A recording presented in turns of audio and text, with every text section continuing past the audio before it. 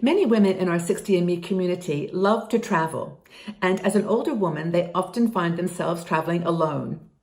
Now, solo travel can be terrifying. It can be very daunting, but it doesn't have to be. There's plenty of things you can do to make a solo trip comfortable and safe and fun. So in this conversation, I want to talk to you about smart ways to travel when you're over 60 and traveling solo. My name is Margaret Manning with 60andMe, and I welcome you here. Thank you so much for joining us. Now, our sponsor for today's show is Easy Spirit. Easy Spirit is a shoe company that's been making comfortable shoes for women for many years, and they have a whole new product range now, a very beautiful, stylish shoes so you can combine comfort and style, not have to make a choice. But if you take a look at their website, easyspirit.com, you can take a look at all their wonderful options and know that they put comfort first, that they believe everything is possible when you're in comfortable shoes. Now, down below in this the description of this article, by the way, there's also a promo code for a 20% discount off of their products.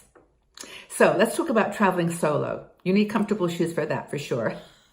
Now, this article was written by Layla Alanyak, and I hope I'm pronouncing that right, Layla. Layla is an amazing blogger of ours. She has her own blog, Woman on the Road, and it's just so inspirational. I love recommending her to my traveling friends. But she wrote an article for us about solo travel, and I really am so happy she did this, because if there's one woman that knows how to travel solo and to do it safely and comfortably, in a way that brings out something in you that is special, it is Layla. She has been traveling for years and has some amazingly useful tips to share. So, for whatever reason you're traveling alone, it could be that you're with a partner or married, but your partner doesn't want to travel. It could be just simply that you want to be by yourself when you travel and have your own rhythm, your own lifestyle. And it could also be that you've been widowed, or you just find yourself suddenly by yourself. So learning, if you want to travel and keep going, which in my personal opinion, you should, you want to have some ways to make it work for you and to make it safe.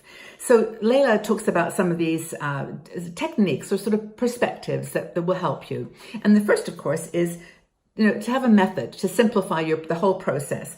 That you have to enjoy and love solo travel, and you have to have a plan so that you go on these trips with something that you're an approach that you're going to take, that you're not completely floundering, that you go and you know where you're going, what you're going to do, and that's I think the important thing. The first trip should be short. She recommends that the duration of the first trip should be a short one, so you go somewhere and you experience it, and you don't have time to miss your family, which is one of the things that always, for me anyway, pulls you back and makes you feel a little lonely. But the duration of your first trip should be short. Just take it easy.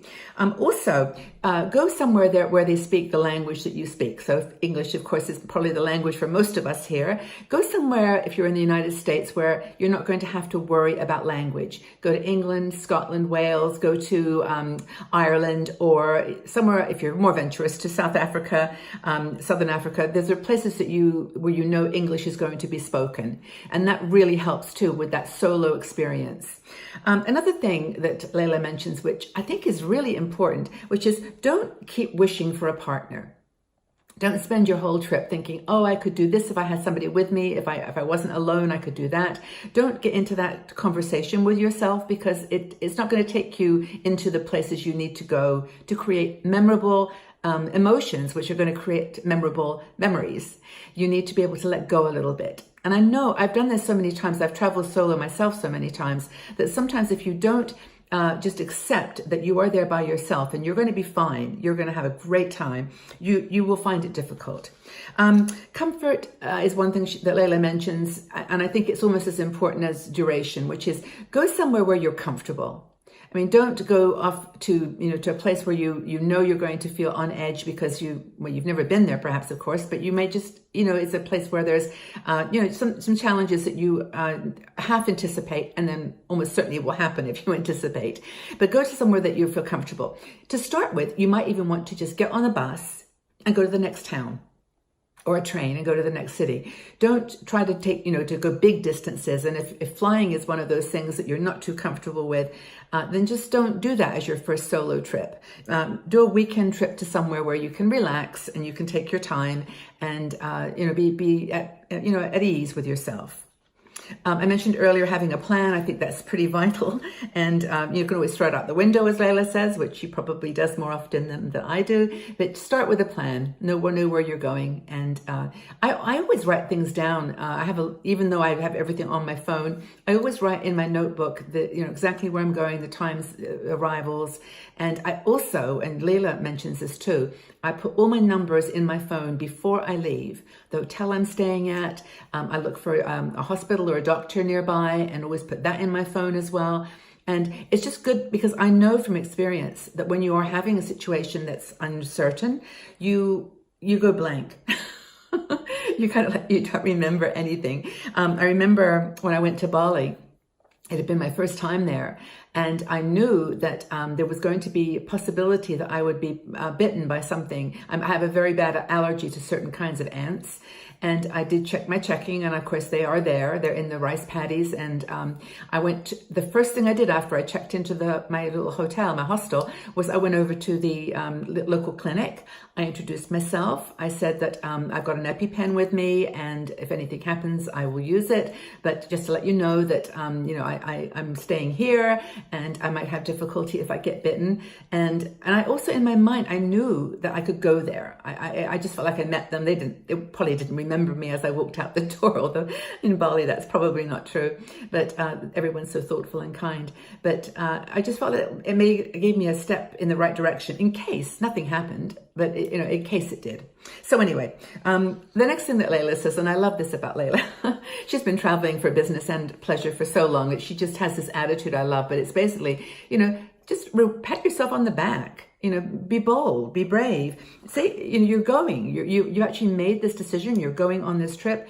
Just yay! Just give yourself a big hug, because that's the first step. Is just doing it.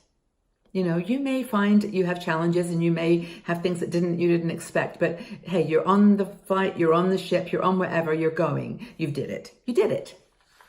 And the fine thing is, not the final thing, but one of the most important things is we want it to be fun, comfortable, but safe. We've got to be safe. And you've got to tell yourself too that, there's things you can do to be, protect yourself. Now, Layla, actually, she takes this quite seriously because she does tend to travel in some countries where security might be more of an issue, places that you probably wouldn't go. She goes there with her work. But one thing, for example, is making sure that you're secure in your hotel room. And this can be something as basic as taking with you one of those little floor wedges, just putting that under the door so no one can open the door without you actually hearing it and being able to act. But also she carries a personal alarm, which is it goes on the handle of your door. And if anybody tries to turn the handle, it's on the inside, but if they try to turn it on the outside, it will set off an alarm, a loud alarm. And that's one thing that she always recommends is, depending on where you're going, be prepared. Don't be afraid. Just be prepared. And I've talked about health insurance and about making sure you plan for your health. And if you have any issues at all, communicating that to someone at the hotel or like I did at the clinic, just do something to always be prepared. Getting robbed, of course, is a big fear for a lot of people. And you only always hear about the dramas, don't you? You hear about the stories that, where people were robbed or hurt. And the thing is, again, these safety tips for the room. And also, just don't carry a lot of money around with you. When you go out, don't flash your phone all over the place. Keep it in a crossbody belt or just a waist belt, something very unobtrusive. And only take what you need.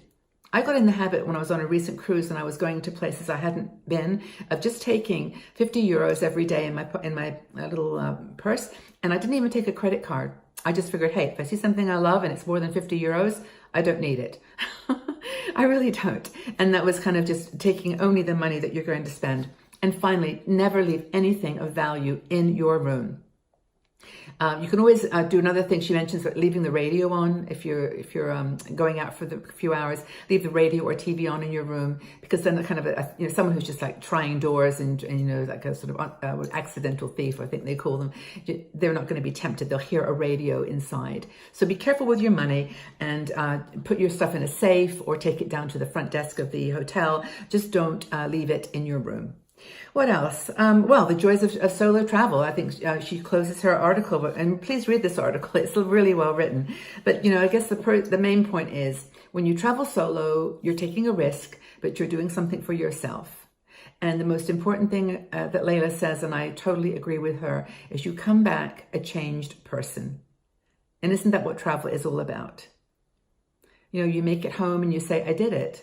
And that gives you a level of confidence and a level of just self-acceptance that you may never have had in the past.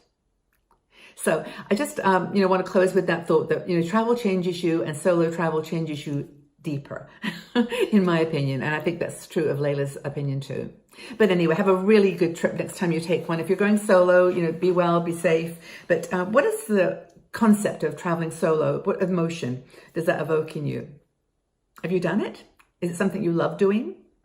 Have you tried going somewhere on your own? Love to know what your experience was. But anyway, please take care of yourselves when you travel. Enjoy it and take some of these tips to heart, and look forward to speaking with you again very soon about my travel adventures and yours. All the best. Bye-bye.